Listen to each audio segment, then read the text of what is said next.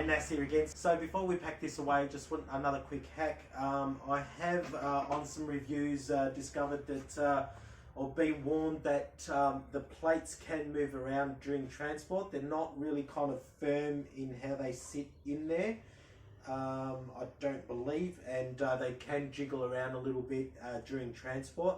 So what I've done is I've put all my bits and pieces in there. You don't necessarily have to have those in there, but what you can do is grab a little bit of timber or something like that just to kind of lift it. You might need a couple of bits if you don't have all these accessories that go with it.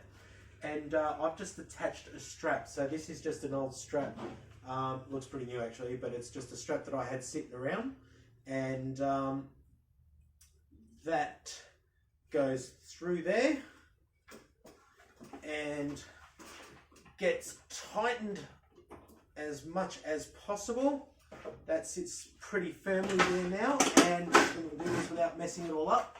You can see that that's much firmer, and hopefully that's not going to jiggle around too much in the trailer.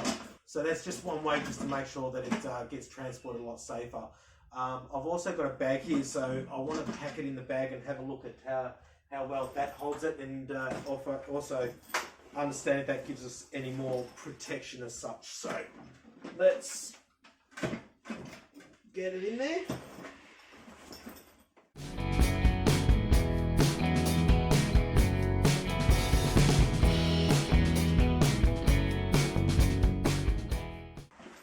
Gas bottle is tucked away.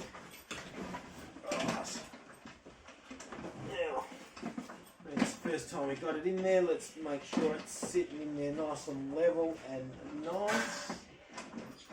There is like a hard or solid piece across the bottom that I'm trying to line it up with. So let's have a look there. That's like a pretty good fit. Has a latch on the top.